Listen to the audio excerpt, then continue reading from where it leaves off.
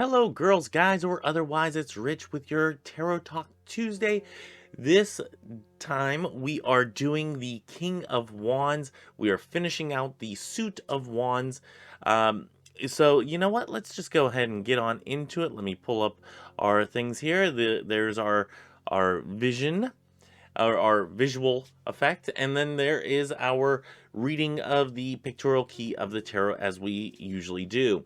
And it reads, the physical and emotional nature to which this card is attributed is dark, ardent, lithe, animated, and impassioned, noble.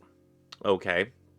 The king uplifts a flowering wand and wears, like his three correspondences in the remaining suits, what is called a cap of maintenance beneath his crown, which I always thought was his hair.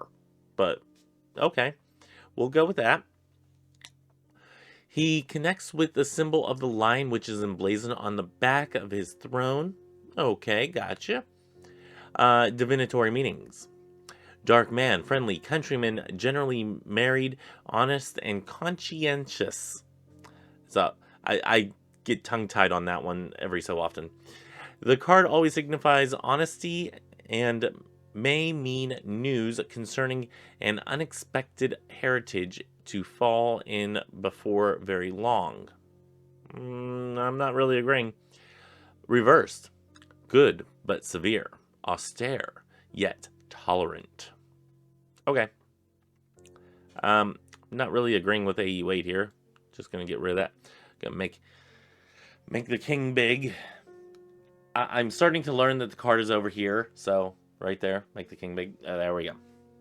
Okay, so let's go ahead and get on into some of the things that we have here. First off, the king is up on a throne. He's kind of looking away. He's kind of surveying what's beneath him. He is higher up. As you see, he is on like a pedestal that his throne actually sits on. His throne is much higher than the Queen of Wands to give us a look at.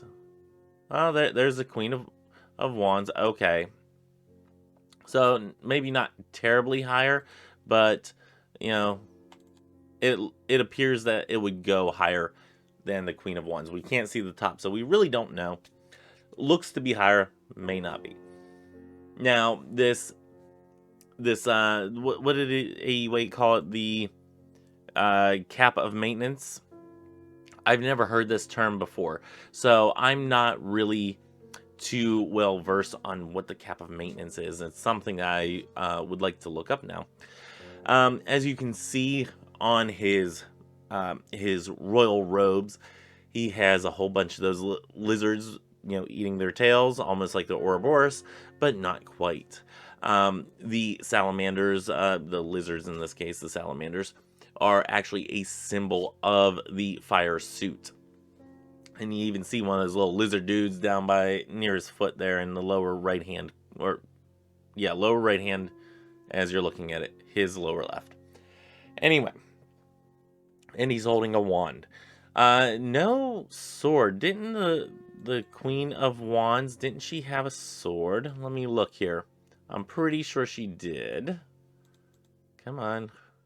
Get me to the pictures here. Give me 1 second. No, she had a flower. That's right.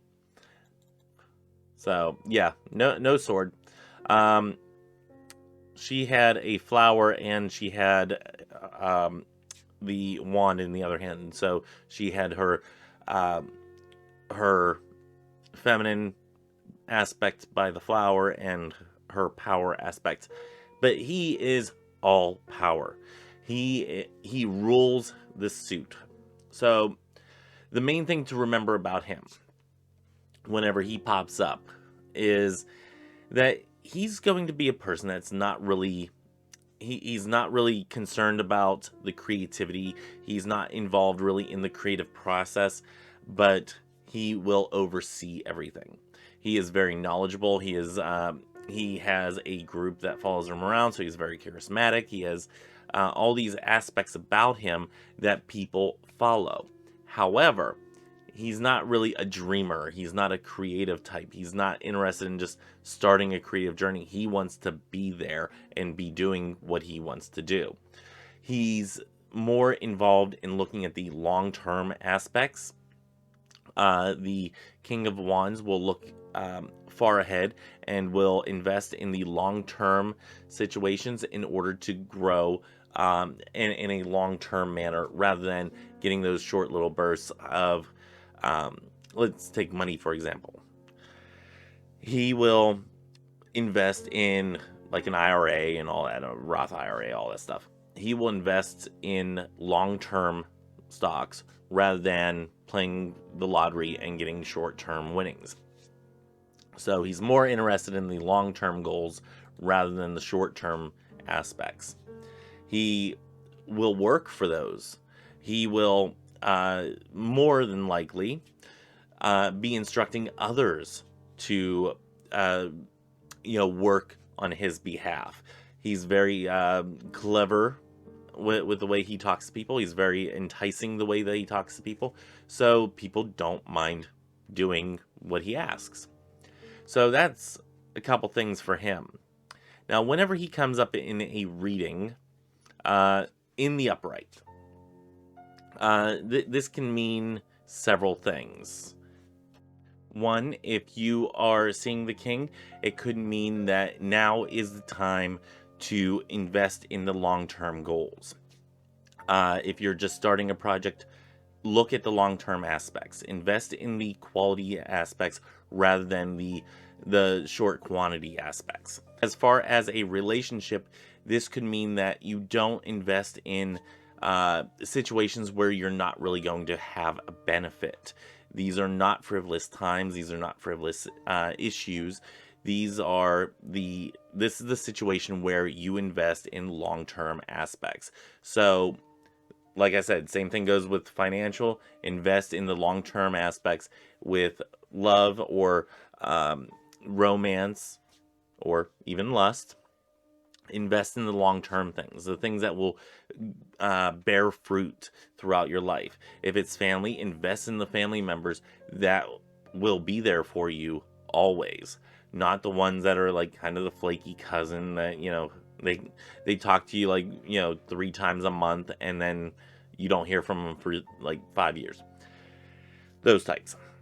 Invest in the ones that are worth investing in. For situations, health-wise, I don't really do health readings, but invest in something that will be beneficial in a long-term aspect, such as going to the gym, doing cardio, stuff like that. Things I should be doing. So that gives you a lot of aspects to look at for the King of Wands. Always looking at the long-term view. You want to be one that focuses on the legacy rather than the immediacy of the here and now. So that's huge to remember whenever you're talking about the King of Wands.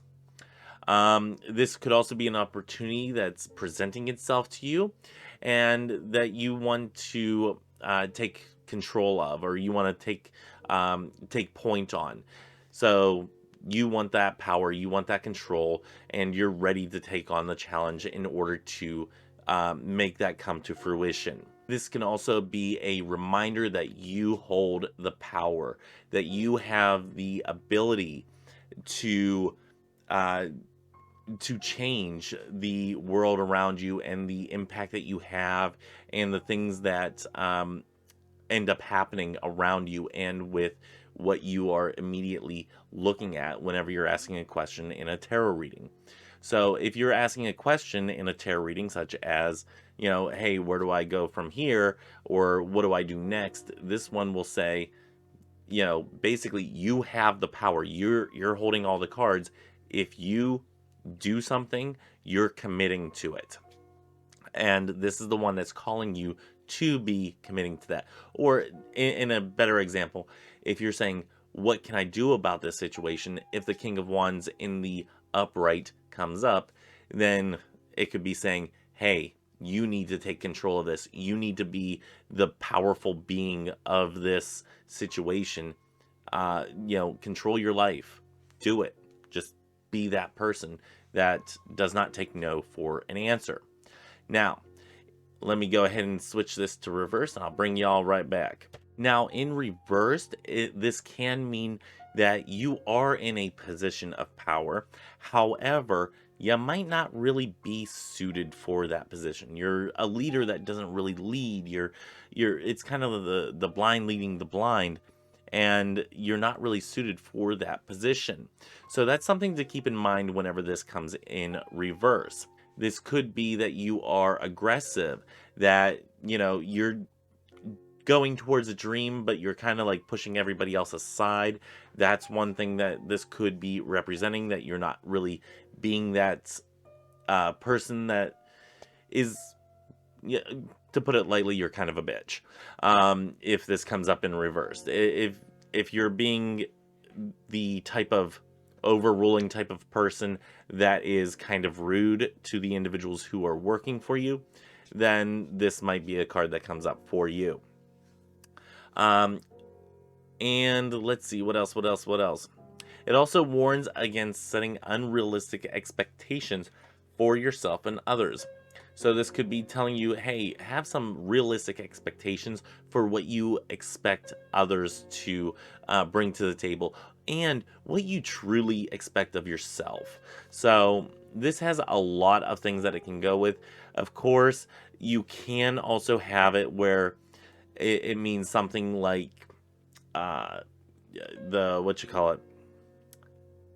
it could be a human being, it could be a person, it could be somebody within your sphere, your human influences and whatnot.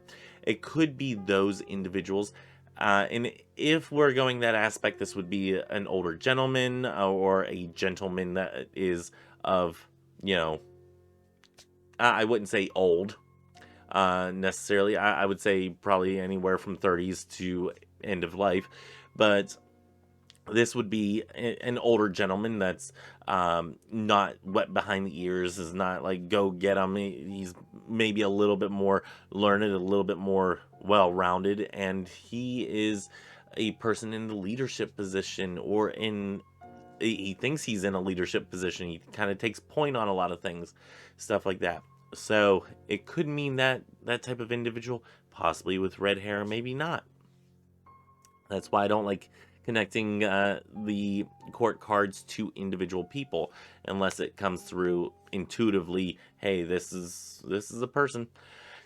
Then I usually don't say this is a person that the type of person to look for. So nice shorter type of video. I think we're at what, once I have this edited down, probably about 10-11 minutes, something like that. And I already have tomorrow's video done for Witchy Wednesday. We are continuing with Spelltember, and that will be the last Spelltember. And then we have Table Talk Thursday on Thursday, of course. And join me on Friday this week for a very special announcement.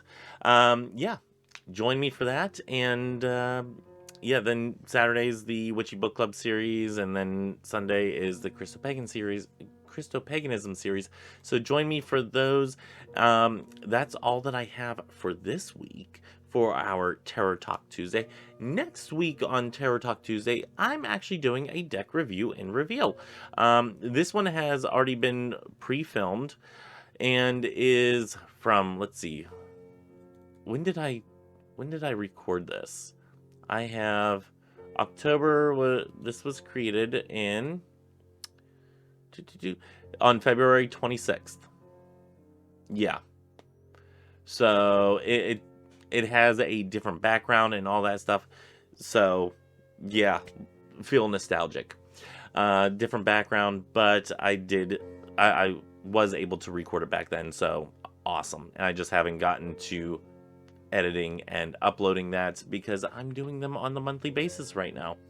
Anyway, that's all that I have for this week for Tarot Talk Tuesday. And until next time, may you have love, hugs, and ladybugs. Bye-bye.